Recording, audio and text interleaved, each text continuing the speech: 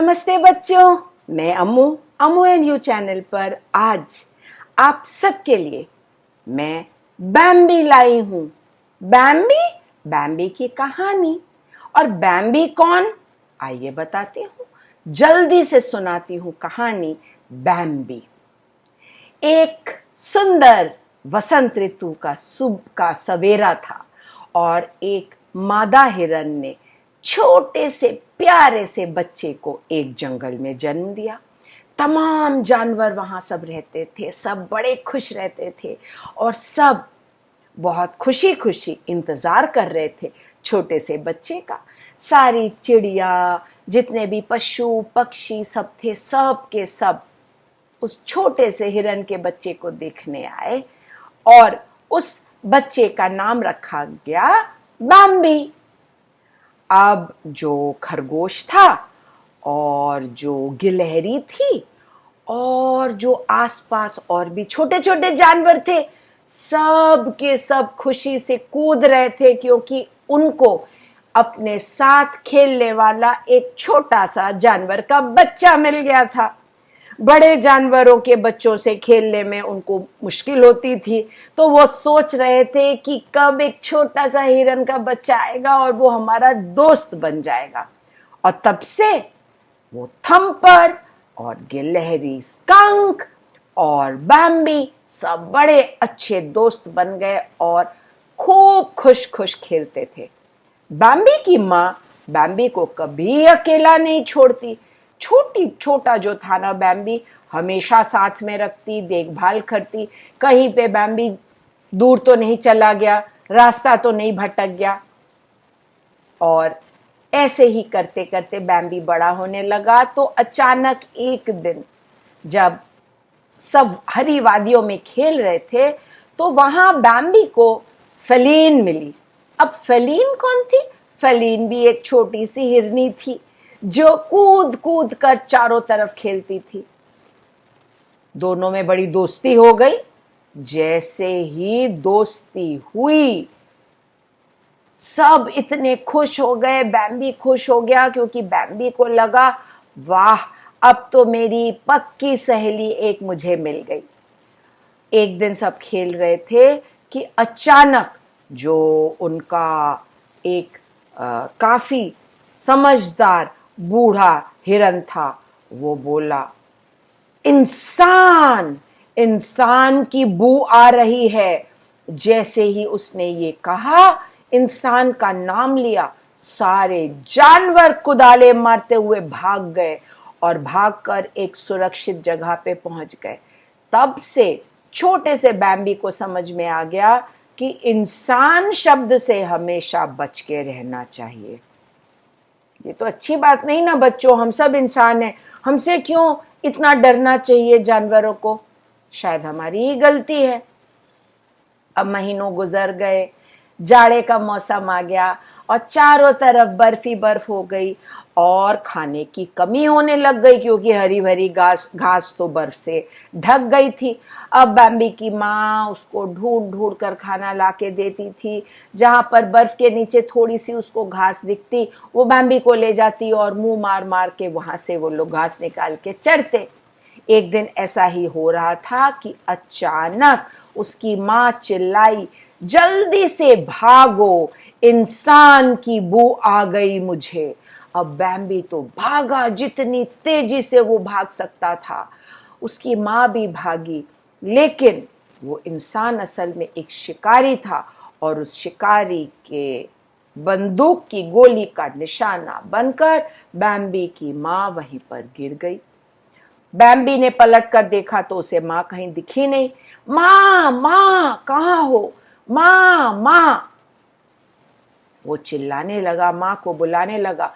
तभी जो वो बड़ा सा हिरन था वो निकल कर आया और आकर बैम्बी के सर पर हाथ फेर कर बोला, बेटा, अभी माँ को बुलाने से कोई फायदा नहीं, तुम्हारी माँ भगवान के पास चली गई हैं। अब आज से मैं तुम्हारी देख रेख करूंगा, चलो यहाँ से। अब दुखी मन से बैम्बी तो चला गया। दिन निकलने लगे और फिर से वसंत ऋतु आ गई। चारों तरफ घास आ गई, हरे भरे फूल खिलने लगे, सुंदर सुंदर तितलियां उड़ने लगी और बैम्बी भी बड़ा होकर एक नौजवान बन गया था। नौजवान हिरन बड़ा खूबसूरत लग रहा था। एक दिन बैम्बी को वो फेलाइन मिली। फेलाइन ने बोला, अरे तुमने मुझे पहचाना क्या? मैं तुम्हारी बचपन की सहेली हूं। बैम्बी को भी याद आ गया, हाँ ये तो मेरी बचपन की सहेली थी, और दोनों फिर से गहरे दोस्त में बन गए। सारा दिन वो लोग खेलते बातें करते ऐसा ही कर रहे थे कि अचानक रोनो बोल के एक बारहसिंगा आ गया और बैम्बी को उसने जोरों से धक्का दे दिया और कहा, तुम मेरे दोस्त के साथ नहीं खेल सकते, ये फेलाइन मेरी दोस्त है। बैम्बी ने क्या किया, उसने आओ देखा नताओ ऐसे जोर से अपने सिर से धक्का मारा उस बारहसिंगे को कि बारहसिंगे की एक सींग टूट गई। और रोनो को उसने कहा, अब मेरे पास बिल्कुल मत आना, मेरे से बिल्कुल तुम यहां पर आके मारपीट मत करना, फेलाइन मेरी दोस्त है।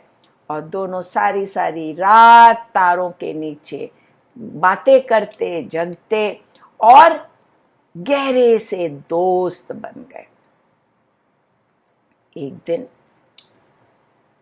सब लोग खेल रहे थे, हिरन खरगोश सब, फेलाइन और बैम्बी सब लोग घूम रहे थे कि तभी उनको धुएं की महक आई। ये धुआं कहां से आ गया? और वो बैम्बी के जो पापा थे वो चिल्लाए, जंगल में आग लग गई है और ये आग इंसान की वजह से लगी है। इंसान आकर कैंप फायर लगाते हैं और उस कैंप फायर से जंगल में आग लगी है, जल्दी से भागो, जान बचाओ, नदी की तरफ सब दौड़ो। और ऐसा कहना था कि सारे जानवर दौड़े और नदी के पास पहुंच गए। नदी के पास जब पहुंचे देखा नदी का पाट बहुत बड़ा है। तो उसका जो बैम्बी का जो पापा था बोला, बेटा अब मेरी उम्र हो गई, मैं इतना चौड़ा पाट पार नहीं कर पाऊंगा, तुम सारे जानवरों को लेके सावधानी से इस नदी के को पार करो और उस तरफ के जंगल में जाकर सुरक्षित रहो, और मैं अगर ना पहुंच पाया तो मेरी जगह तुम ले लेना और सभी जानवरों की देखरेख मेरी तरह ही करना, किसी को कोई तकलीफ नहीं होनी चाहिए। बैम्बी को तो बहुत दुख हुआ, लेकिन क्या करता, बहुत ही आज्ञाकारी जो था। उसने कहा, जी पिताजी, और वो नदी के उस पार चला गया। सारे जानवर उसके पीछे पीछे गए, लेकिन वो बूढ़ा जो हिरन था वो नहीं जा पाया। तब से बैम्बी ही पूरे जंगल में हिरनों का नेता बन गया। हिरनों का ही नहीं, सभी छोटे जानवरों का वह नेता बन गया। अपने पिताजी की तरह सबको ध्यान में रखता, सबकी देख रेख करता और सबको सुरक्षित स्थान पर रखता।